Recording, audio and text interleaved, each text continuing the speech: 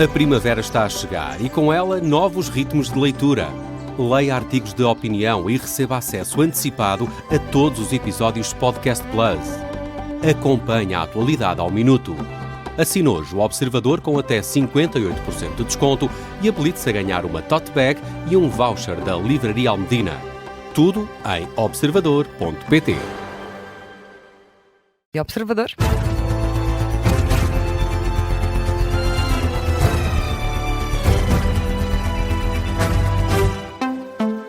Começa agora o Jornal das 11, edição do jornalista João Gama. E João, segundo dia de trabalhos no Congresso do PS, já chegou ao fim. A relação com o PSD, à boleia do acordo com o Chega para a nomeação dos juízes para o Tribunal Constitucional, foi um dos temas em destaque. Com ideias divergentes sobre até que ponto deve existir ou não uma ruptura com o PSD e com Luís Montenegro, caso a posição do PS não seja respeitada na indicação dos 3 novos juízes para o Palácio Raton. Logo no arranque do dia, o presidente do Partido Socialista, Carlos César, tentou ditar uma estratégia, mas continuam a existir vozes que divergem. Miguel Viterbo Dias. No arranque do dia, o presidente do partido, Carlos César, tentou ditar o tom na relação com o governo. O PS deve continuar a demonstrar querer ser parte das soluções e não apenas parte da crítica e da denúncia, em que deve ser assertivo e distintivo, lembrando ao governo que é dele que depende a estabilidade política. Mas nem todos concordaram. Nós precisamos de uma postura forte. Nós temos que nos dar ao respeito. Nós precisamos de falar para o país, porque o PS é candidato a governar o país e não candidato a parceiro parlamentar deste governo. Miguel Costa Matos, um dos novos jovens turcos do PS, que pede uma oposição mais agressiva. Mas entre as atuais figuras da direção, o conselho é para evitar rupturas. Devemos ter todos uma grande preocupação em contribuir para que se não chegue a uma situação de crise irreversível na relação entre os dois partidos. Francisco Assis, que ainda assim admite que a questão da indicação de juízes para o Constitucional pode mudar a relação entre os partidos. Se porventura isso acontecer, alterará radicalmente a relação entre os dois principais partidos políticos em Portugal. Isso não deve, evidentemente, ter como consequência natural, automática e inevitável que o Partido Socialista, por exemplo, diga de antemão que vai inviabilizar orçamento. E entre as vozes que até têm feito reparos à estratégia de José Luís Carneiro, culpa-se o PSD. O PS não está a fazer uma ruptura. Quem faz a ruptura é quem, pelos vistos, e acreditando no líder do Chega, não é uma coisa na qual eu deposito grande confiança, há um acordo já fechado há muito tempo sobre este assunto. E o Partido Socialista não é envolvido numa conversa sobre isto, não se retiram conclusões. Perguntam, mas isto é uma ruptura, nunca mais falamos, nem olhamos para o orçamento? Claro que não, o Partido Socialista nunca faria uma ruptura dessa natureza. Mariana Vieira da Silva, num dia de congresso que não conseguiu estabelecer uma linha firme sobre a relação entre o PS e o Executivo. Miguel Viterbo Dias, com a estratégia do PS para lidar com o governo de Luís Montenegro, para já o líder parlamentar Eurico Brilhante Dias garante que as conversas ainda decorrem com os sociais-democratas. Órgãos externos da Assembleia da República no centro das atenções socialistas. Há mesmo quem peça ao Presidente da República para interferir de forma recatada nos nomes indicados para o Tribunal Constitucional. Neste segundo dia de congresso do PS, alguns socialistas aproveitaram para apontar um desejo: que António José Seguro esteja nos bastidores e vigilante sobre a questão dos juízes do Palácio Raton. Entre medos e preocupações, o PS alerta para um desequilíbrio que pode ser provocado na democracia portuguesa. Carlos Pedro. Muito se falou do Tribunal Constitucional neste segundo dia de congresso do PS, numa altura em que parece cada vez mais previsível o cenário em que os socialistas perdem um juiz indicado para o Palácio Raton, continuando o PSD com 5 nomes e juntando-se agora ao Chega com uma indicação. Mas os socialistas vieram a Viseu pedir ajuda ao Presidente da República, que acreditam estar preocupado.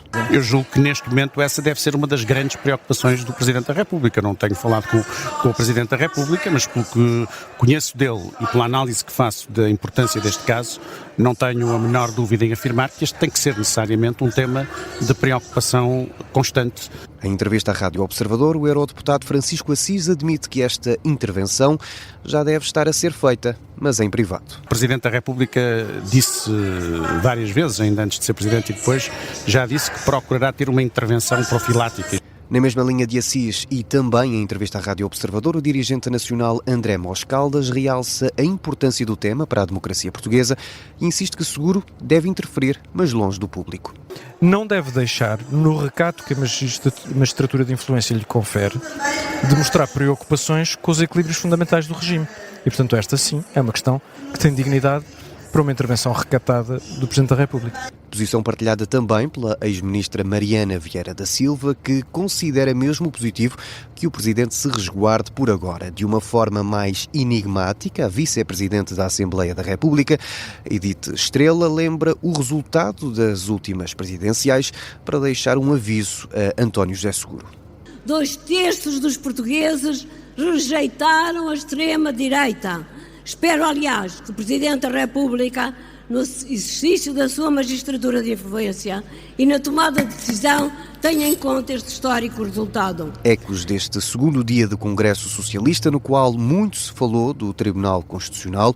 O ex-ministro Eduardo Cabrita fala de um desafio histórico e, por isso, no partido há quem espere pela interferência do Presidente a partir dos bastidores. Carlos Pedro, com a pressão do PS ao Presidente da República, o terceiro e último dia de trabalhos arranca, Rita, amanhã, às 9 da manhã, com a eleição dos órgãos nacionais do partido. E os reparos de José Luís Carneiro ao PSD não estão a ser motivo de preocupação? Hugo Soares fala de uma conversa para claque. O secretário-geral dos Sociais-Democratas comentou assim as declarações do reeleito secretário-geral do PS, José Luís Carneiro, avisou o Governo e o PSD que se semearem ventos vão acabar por colher tempestades, com alguns reparos à aproximação dos Sociais-Democratas ao Chega na eleição dos órgãos externos da Assembleia da República. Em declarações à agência Lusa, hoje, ao final da tarde, o Soares acabou por desvalorizar. Acho que isso é conversa para claque, honestamente, é típico de um congresso partidário. O Governo fará aquilo que o Primeiro-Ministro comprometeu nas eleições. Os portugueses escolheram um Parlamento com 3 blocos maioritários. Um bloco notoriamente mais maioritário, que é o do PSD, da AD. Um bloco à direita do PSD, do Chega, e um bloco à esquerda, que é o bloco do Partido Socialista. E nós vamos continuar o nosso caminho, respeitando a vontade dos portugueses, que é dialogando com todos aqueles que têm representação parlamentar. Isso é que é o cumprimento da democracia e continuaremos a fazer. Promessas do secretário-geral do PSD em Cabeceiras de Basto, à margem da tomada de posse da nova conselhia do PSD. O prometido é devido. Marcelo Rebelo de Sousa voltou hoje a ter agenda. Ainda assim, João, o antigo Presidente da República, continua sem falar sobre um tema. Política, seja nacional ou internacional. Marcelo Rebelo de Sousa participou numa tertúlia, participa a esta hora numa tertúlia da Festa do Livro de Celurico de Basto e, à entrada, apesar da insistência dos jornalistas, não comentou nem o impasse de eleição dos órgãos externos da Assembleia da República, nem mais nada. Sobre isso é que não posso dizer nada, tenho imensa pena.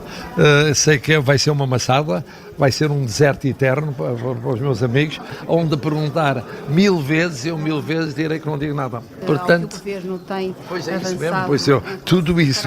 Pois é, esta crise energética. Mas isso, tudo isso são questões políticas sobre as quais eu não me vou pronunciar. Sr. Professor, e então do ponto de vista de direito e de constitucionalismo, o professor é um perito nessa área? Também não, porque isso é uma questão política. E acerca da atualidade internacional e da guerra do Irão? Também é uma questão política. Não preocupa?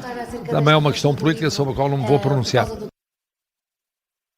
Declarações de Marcelo Rebelo de Sousa, que ainda assim garante que vai continuar a aparecer em momentos institucionais. O antigo Presidente da República, em declarações aos jornalistas, em Celurico de Basto, à entrada desta tertúlia da Festa do Livro, que começou tarde, já depois das 10 da noite, está a ser acompanhada pelo repórter da Rádio Observador, Ricardo Loureiro. Ricardo, boa noite, mais uma vez. O Presidente da República, o ex-Presidente da República, assim é que é, Marcelo Rebelo de Sousa, continua a cumprir a sua palavra e a não falar de nada além de literatura. Tem prometido e tem cumprido também essa promessa deixada, ainda há pouco fez e ouvimos aqui em direto na Rádio Observador. Também durante a tertúlia ele foi desafiado por parte do moderador Luís Castro a comentar o cenário europeu em termos literários e o ex-presidente acabou por destacar alguns países, falando mesmo, e foram palavras do próprio, alguns destaques das Europas, falando inclusive da literatura espanhola, mas sem avançar muito no tema. Esta tertúlia, o papel da literatura na atualidade, onde Marcelo deixou uma mensagem de otimismo e de esperança. Foi mudando e está a mudar e vai mudando na sociedade portuguesa, e como isso está presente na nossa literatura, no continuar a ler-se, não ser verdade que ia morrer a leitura, não morreu com a pandemia, não foi um grande sucesso a pandemia. As pessoas achavam que fechados em casa as pessoas iam ler muito mais, não leram muito mais. Mas que é facto é que se recuperou e que há novas gerações a ler, há novas gerações a escrever, há de facto mexe a nossa literatura. Ora, aqui ouvimos Marcelo Rebelo de Sousa e quando cá chegamos, nesta Casa da Terra em Celurico de Basto, o Edil de Celurico de Basto, falávamos que um dos grandes objetivos, e falamos de José Peixoto Lima, falávamos que um dos grandes objetivos deste certame é a escrita e a escrita criativa. Ora, Marcelo, nesta noite, foi bastante criativo a fugir a estas questões, quer do âmbito local, como também do plano internacional da política. Ora, esta tertúlia é mais um dos grandes destaques desta Festa do Livro, que decorre até amanhã, tertúlia que deverá encerrar dentro de instantes e que tem à mesa, para além de Marcelo Rebelo de Sousa, tem também moderação do Luís Castro, ele que é jornalista da RTP, e ainda os escritores Afonso Valente Batista, Rita Homem de Melo, Tânia Furtado Moreira, mas também à mesa que junta aqui muitos e muitos que assistem numa sala que está repleta, num espaço que é dedicado à cultura celuricense. A reportagem em direto do Ricardo Loureiro, repórter da Rádio Observador, a acompanhar esta tertúlia que tem como convidado o ex-presidente da República, Marcelo Rebelo de Sousa. E esta noite, João, começa oficialmente o horário de verão. Na madrugada de domingo, quando bater a 1 da manhã, os relógios adiantam 1 hora, portanto passam a ser 2. Sendo que nos Açores, Rita, esta mudança acontece um bocadinho mais cedo. À meia-noite passa a ser 1 da manhã. Todos os anos surgem inúmeras questões. Este hábito é recebido com bastante discórdia, não só em Portugal, mas também na comunidade europeia. Miguel Pina Andrade, será que daqui a um ano vamos ter que mudar os relógios outra vez? Não existem garantias de que esta questão volte a ser levada para cima da mesa a tempo da próxima mudança horária, dia 25 de outubro. Mesmo assim, a Comissão Europeia continua a querer alcançar um consenso para acabar com a mudança de hora, depois do Parlamento Europeu já ter votado nesse sentido há alguns anos. Sobre este tema, Portugal não tem uma posição assumida e enquanto Espanha e os países do norte da Europa partilham o desejo de ter um fuso horário único, a Albânia é um dos países que já se manifestou a favor do regime atual. Os italianos, por outro lado, apoiam a adoção permanente do horário de verão, uma posição que é diferente dos restantes países europeus que preferem o horário de inverno. Se o projeto europeu avançar, vamos ter de decidir se adotamos o horário de verão ou de inverno. Os especialistas dizem que a adoção permanente do horário de verão pode não ser benéfica, especialmente para os mais jovens. Argumentam que chegar à escola com uma maior exposição solar pode comprometer o desempenho cognitivo e físico dos estudantes e, para além disso, com a oscilação de dias mais curtos, manhãs mais escuras e noites mais claras, a produção de melatonina acaba por ficar desregulada, o que afeta diretamente a qualidade do sono. Miguel Pina Andrade, com algumas respostas sobre a mudança para o horário de verão nos próximos 7 meses. Rita, o sol começa a nascer mais cedo, por volta das 5 da manhã, e fica no céu até perto da hora habitual de jantar, ali perto das 8 da noite. São os dias cada vez mais longos. E seguimos agora com o noticiário local, João Gama. Vamos falar de Sesimbra, onde um homem morreu hoje junto ao Cabo Especial. A Autoridade Marítima Nacional explica que o homem, de 42 anos, estava a praticar mergulho. O alerta foi dado às 11 da manhã. As autoridades encontraram o corpo sem vida dentro da água. Mais a norte, Aveiro é a capital da natação artística nacional este fim de semana. Até amanhã, a piscina municipal da Mielhada acolhe o Campeonato Nacional de Inverno de Natação Artística. Até o dia 12 de abril, o Parque da Quinta da Lagoa, em Carcavelos, recebe a Vila da Páscoa, promovida pela Câmara Municipal de Cascais. Estão programadas várias atividades tradicionais, animações e atrações para os visitantes.